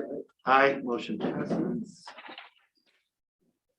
Yes. Yep. Mr. Chairman, I make a motion that we accept pay estimate number 5 to Grade Works LLC in the amount of $171,572.32, which contains retainage in the amount of $8,578.62 for a total payment of $162,993.70 for the Old Mountain Road Project CRP 350.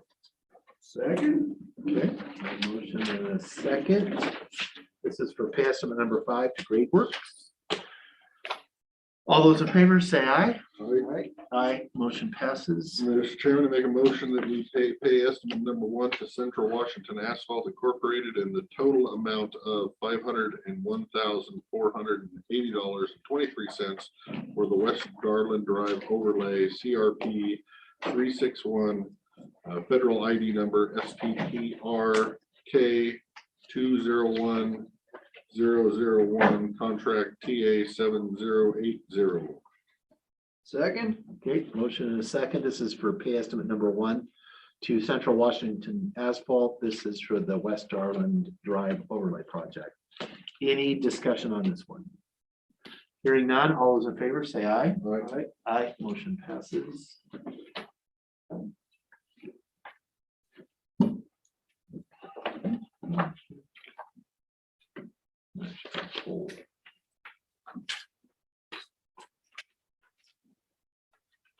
Don't inadvertently sign the levy certification.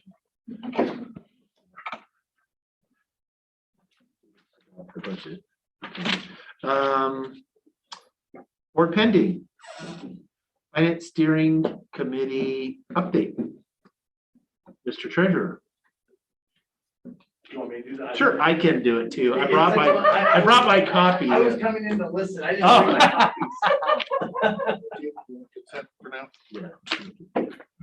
copies. No, I was coming, I thought you were gonna do. Oh, I can do it. I can do it too. It doesn't matter. So basically the finance. Come on up there so people can hear you. I didn't really prepare anything, but I have it on my head. So that was next, and pull down the mask so I can understand you. Yeah. Yeah. So, the finance committee met, or the finance steering committee met on Friday. We had a really good meeting. And we have been looking at different RFPs for different consultants and different folks, and had lots of discussions around this whole thing. Oh, good, here comes Brenda. We were talking about Yeah.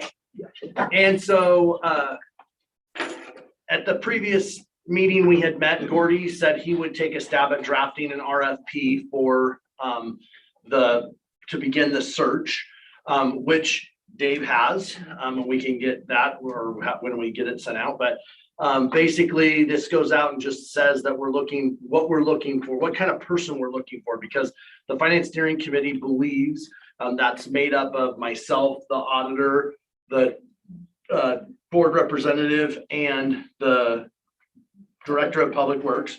And we believe that we need somebody to help us understand what we need, and understand what's out there, and kind of piece all that together. And that's what this RFP that Gordy brought, which I can't begin to say as much as Jen did a great job on the budget too, and Gordy did a great job on this and really moving us to another place. So he did a really good job of putting that together. We did kind of pull some pieces from others, but still put it together with a plan. So what we basically, I can't remember the dates, Dave, and since you have it in front of you. Yeah, I have it in front, and I'll circulate this as the draft. Is that the RFP would be issued December 1st of this year. We did move we had tentatively the return January 10th. We pushed it out a week because we thought with the holidays and that we might get better responses if people had another extra week to actually respond. Yep. And then, so I think that's the 7th. Actually, we may have moved it. I thought we put it, oh, it's not. It's in the middle of the week instead of being, Yeah, we're like, why are we set on Monday? Why can't it be Right. Wednesday? I think it was Wednesday. I think it's the It was a Wednesday. Wednesday. Yep. And then we had that, we would make the, score it, make this selection, and the person would be on board by April 1st of 2022, which we pushed that out. Initially it was March 1st, and we felt like since we had pushed it off, that they would be on the job by April. So we'd have to go through the whole process, select, get a contract, and they would actually start work on April 1st. And they have to commit to being available for 18 months. So you have until you're going to get these prospective people in mid-January, and you're going to make your decision and they're on board by April. Right. And then we did. And that's one of the reasons why that's kind of a ways out there, because we all felt that this RFP, and Gordy, who does a lot of these and kind of, and Dave's looked through a lot. It was kind of my first, I know what they are, but I hadn't really kind of got up to speed. So, but we really feel that there's not like a consistent, we're going to have to really read through them and read what the criteria is. It's not like we're saying you got to put a 1/4 inch of asphalt or there's no real spec of what we're looking for. We're looking for what we all think. And we went through and ranked their qualifications so that we have a rubric to be able to judge them. So we did give ourselves, I think, a fair amount of time. And in my fairness, I did want it to be later because for me, I'm usually doing taxes in the end of January and February. So I'm really, even when they come in on the 19th, I'm really not going to have a chance to look at them for maybe a couple of weeks after that. Once the taxes get out and are assessed, then we can move on. So, and that is, I hate to say it, I got to get the money coming in. Yeah. So I'll remember that. Yeah. So anyway. Yeah, and like you said, I think you and Gordy are way more versed in looking at the RFPs and the bids than Greg and I. So it might take us a little longer to go through it. And I was totally impressed with how quick Gordy got that out, and he's going to revise it and get it back to us. Right. So The changes, we did go through the evaluation criteria. So when we get these back, how we're going to score them, because this isn't like so much asphalt, Right. it's a little more There's no, like, subjective. And asphalt so we kind of did have, this is our proposal, was that there would be 7 criteria. We used a point system of totaling about 100 points. And so we said the number 1 was understanding of and experience with preparing financial management RFPs, preferably in a local government setting, is 20 points. We did have a bonus award of 5 extra points, so you could actually get 105 if you've done one of these for a local government in Washington State, because we thought that would be that would be worth a lot. Number 2, understanding of an experience with implementation of an operational software system. Number 3, because we took these out of order, or I did. Yes, we did. Yeah, we did. General capability, like, do you have resources available to complete the project? That was 15 points. 3, 4, prior record and your experience would be another 15 points. Cost was 15 points. That's certainly a consideration. Consistency of proposal with the goals, objective, tasks, and timelines. That was 10 points. Then the final was unique qualities of the contractor, advantages over other. This would just be like the Bonus points. bonus points, 5 points. Frosting on the cake, yeah. The frosting on the cake. So why did you guys decide for an RFP rather than an RFQ? Because really what you're looking for is a qualified person.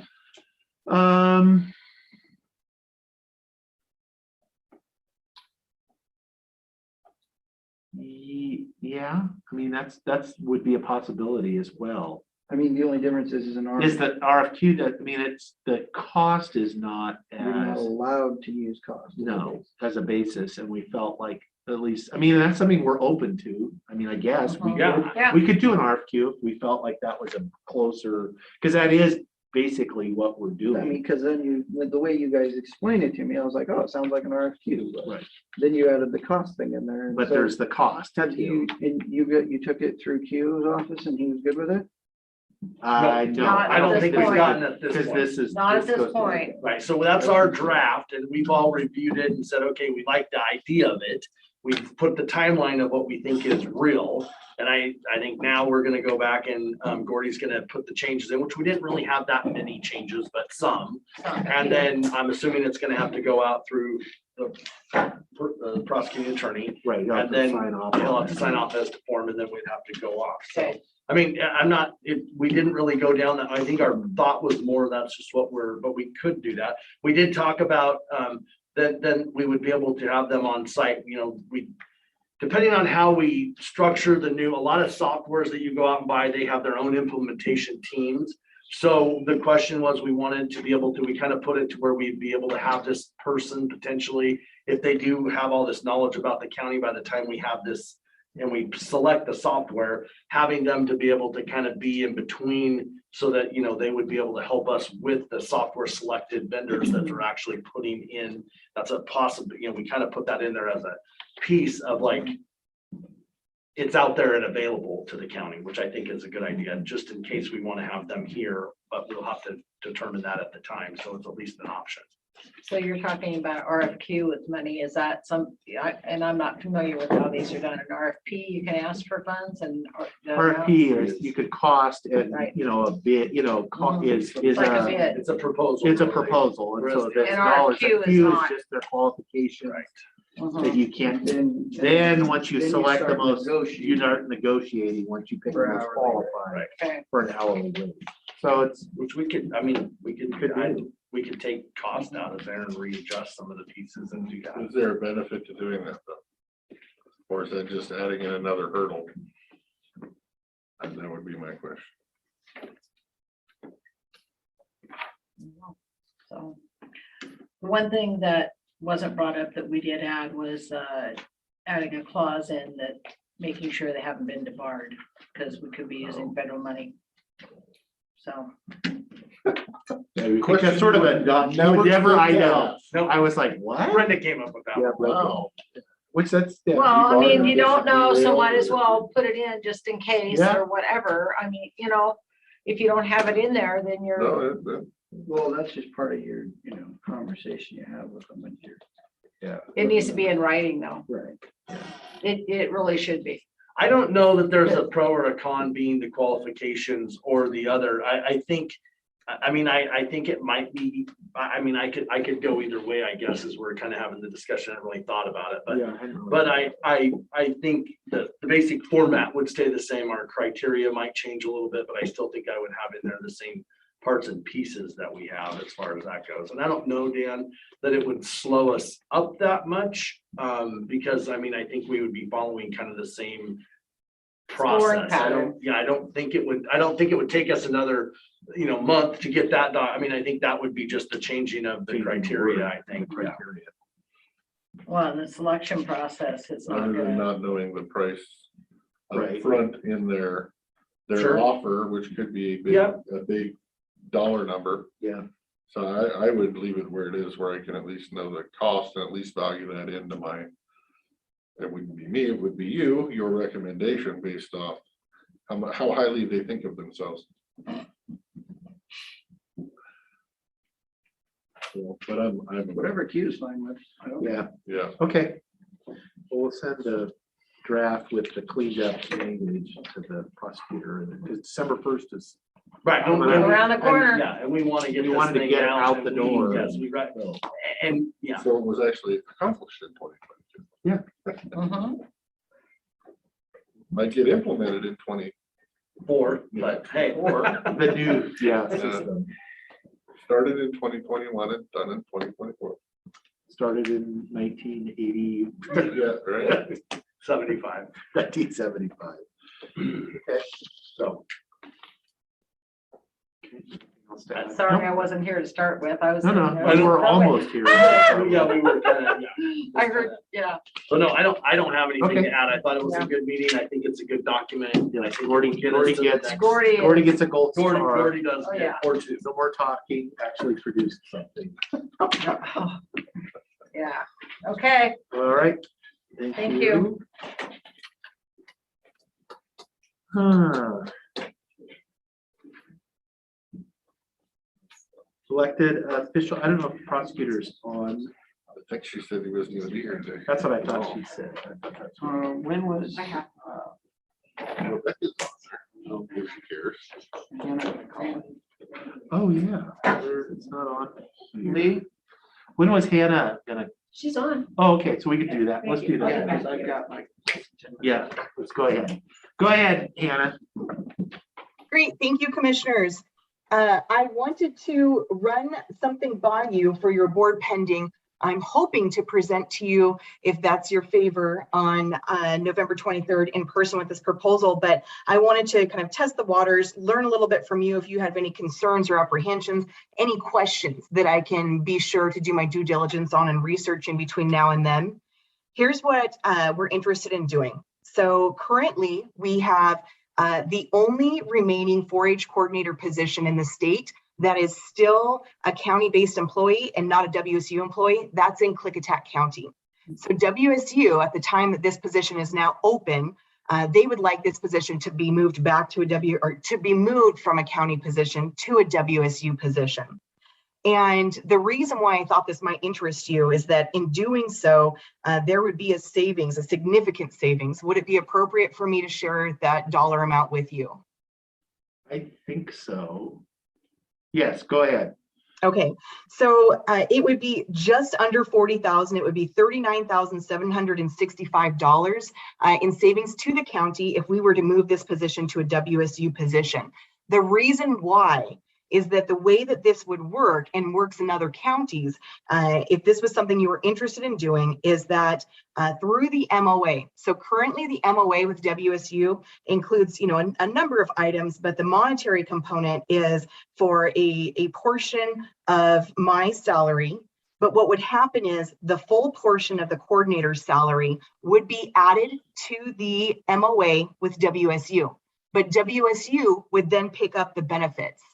And positions within WSU are paid at a significantly lower salary. So I've actually, there's been a little bit of a lag here and since the position has been vacated and coming to you with this information, because I've advocated to try to fund this position at a higher rate than they normally open 4-H coordinator positions at. The position what I would like to open this at is $55,000. And that is more than others are making across the state in this type of a position, but it's still significantly less, almost $15,000 less than the salary was as a county position. So I'm hopeful that the salary savings and the benefit savings will be such that you may be interested in moving this position to WSU. And if we were to do that with that savings of about 40,000, my next ask, nobody's surprised, we'd really like to be able to use those funds to be able to bring our office manager to full time. With the current rate and step that the office manager is at, if we were to make that position full time and also taking into consideration, the bump in benefits, it would still be a savings to the county of over $10,000. Why are we the only person or the only county that doesn't have this as a WSU position? So they've been phased out over time. And so, in the last 4 years, where while we had somebody still in the county position, the practice hasn't been to try to swap these out while we have somebody, who is a county employee and then try to make them be a WSU employee. It's as the positions come open and available. When the position was open last time, we took this through a job reclassification, and it classified as a significant step and grade increase when we took it through job reclassification 4 years ago. So it's not, there's no mishandling of this or poor leadership. It's just simply a matter of, we're making the moves to move them this way. And then we were the last ones to have an opening. While we have an opening in position, it doesn't put somebody out to be trying to change their benefits and their employer in the middle of their service to a position. Okay, so can we go back to the 55,000 versus, you said the 70 of the current, I am assuming that's with the total cost. It is not. So we pay the coordinator position is $70,000. And that has been, I would like to remind you all that has been with the 6 to 8% increases and taking it through a job reclassification. Okay. So that was not a salary that I set. Went through job reclassification. This is where it came out. And then with those annual increases that have been very generous, that's where that position was at. Okay. So the salary currently was about 70, and the benefits were about 25. Okay. So the total savings, it would, if we move this, would be 40,000. But I'm really hoping, and I'm very mindful of the budget and and of the other considerations, but I'm very hopeful that this could be an opportunity to make that request that I've had, to give it legs, that we have found a significant cost savings opportunity, and might this be a time when we can develop that capacity that we really need in our department. And there would still be a savings of $10,000. So we'd still save 10,000, even including the benefits and the additional salary moving from a part-time to a full-time. And you have WSU will not have any, I guess they couldn't, because if we're the last They've county done it for everybody. for everybody, apparently. so I guess they don't mind picking up the additional benefit cost. I mean, it's definitely on, they definitely feel the ouch, they know, but it's the right thing to do. And to phase everybody over, when there's an opening makes the most sense. And it's our turn to do it. And, but it's important to me that the commissioners are on board with that, that although of course it seems like it makes dollars and cents to me, I want to make sure that this is, truly something that you would be interested in doing. And they are aware that it is then their responsibility when this becomes a WSU employee to pick up those benefits. And then within the MOA, the county would provide the salary support only, not the benefits, through the MOA. I'm open to the discussion. The moving the person to a WSU employee sounds like a no-brainer, since we're the only ones that apparently don't do it. That's a definite yes for me. The increase in staff at this point is the most I can tell you is a maybe. One thing at a time, I guess, and let me see what we're truly talking about, and then revisit the moving the part-time to the full-time later. I'm not willing to say yes at this time after just releasing other staff from their positions at the county to go and extending and giving people more of a position. You know what I mean? I'm beating around the bush there. We just had to do layoffs. I don't know that I'm quite ready to extend a position to full-time. Okay, Anna, I would be open to having the conversation on the 23rd. I'm not gonna commit, I'm definitely moving it to a WSU seems like a no-brainer. The other piece, though, I'm open to having you come in on the 23rd and, get us the information, hopefully ahead of time, so we can really be thinking about it. I'm not prepared now based on this conversation to say, yeah, I'm 100% for it, or I'm, pull the plug on it. And Commissioner Anderson did have to leave for a meeting, so hopefully you're on the agenda for the 23rd anyway, so. And is there any, and the reason why I wanted to just give an opportunity to introduce this idea is, is there any information or any questions that you might have that I can come best prepared with to help you have all the information you need to make a best possible decision? I would say for me, the dollars and cents piece of it, the actual numbers, written down in a format that I can understand for a dumb aging commissioner's intellect that you have, and then also maybe work with KC in HR just to kind of flesh that stuff out and make sure. And then the other piece of it would be what kind of capacity do you get? What kind of, by making the office manager full-time versus what it is now. So kind of what we're getting for the transferring the dollars to that other position. Okay. That sounds good. That's exactly what I'm wanting. I just want to make sure that, if you have any questions or concerns, that I can come my best prepared self to be able to answer them for you all. Anything you want to add? No? All right. If there's Okay, no, that seems to be it right now. Okay, and if there's any other, considerations between now and then, we will get a cover sheet over with a good breakdown of those numbers. I will ask HR to review those, to make sure that my math holds. And then if there's any other questions between now and then, between HR commissioners, please reach out to me. Happy to, make sure that, again, you have the information you need to make a good choice. Okay. Thank you. All right, thank you. Will we see you? Are you attending the County Leaders Conference in Spokane next week? You know what? WSU county directors are not attending in person. I am so sad to miss it. That was one of my favorite conferences. Commissioner Satters, I think you recall, I ended up being the poster child for the event and all the promotional materials a couple of years ago, and it's definitely a favorite event of mine. And so I had served as the liaison for Ag and Natural Resources for WASAC at the state level, and I really value that conference. I hope you all have an opportunity to really make the best of it and enjoy the opportunity to be in person. And I'm really hopeful that we'll be able to join in person next year and start attending in-person conferences again in the very near future. Well, that's disappointing, but I guess.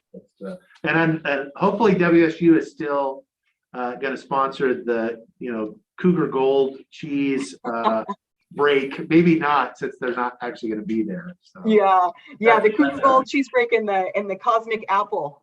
That's right. Right. If not this year, another year soon. Okay. All right. Thank you. Thank you. Okay. So now prosecuting attorney, he's not going to be. I don't know if Rebecca had anything that you wish to add if you're online.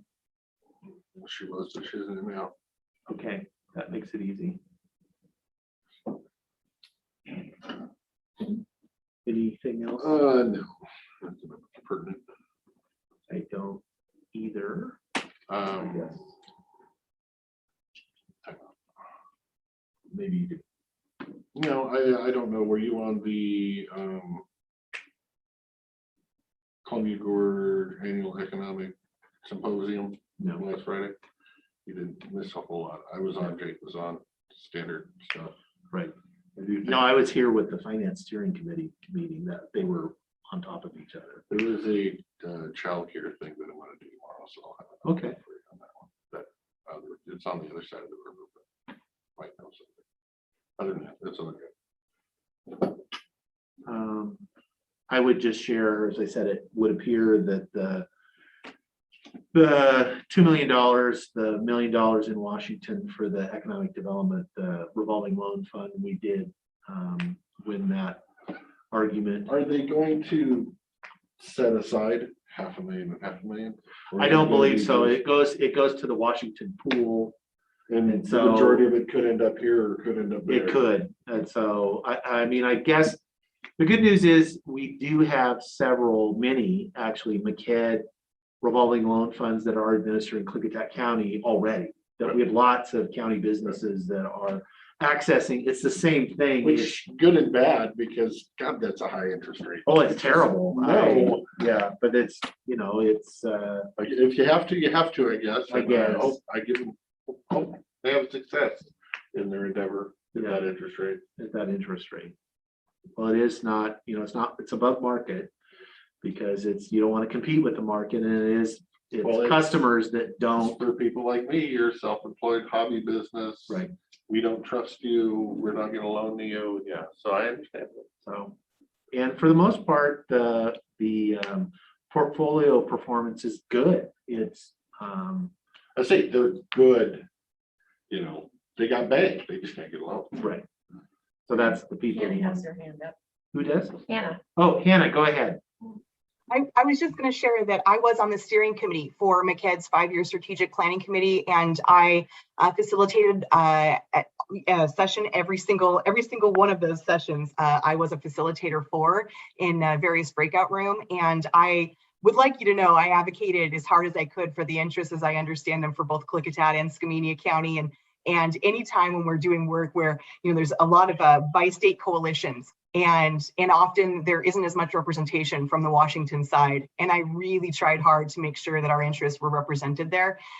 If you have any questions, about that, that wasn't why I had stayed on the meeting. I didn't know that you had planned to talk about that. But if there's anything I can help with that, the final report, anything like that, I would be happy to make sure that you all have that. Thank you. Thank you for your advocacy. Thank you, Hannah. Okay, anything else? No. If not, I will go ahead. Mr. Chairman, I make a motion that we adjourn the regular meeting until 6:30 PM this evening to conduct the continuation of the public hearing for the 6-year transportation plan.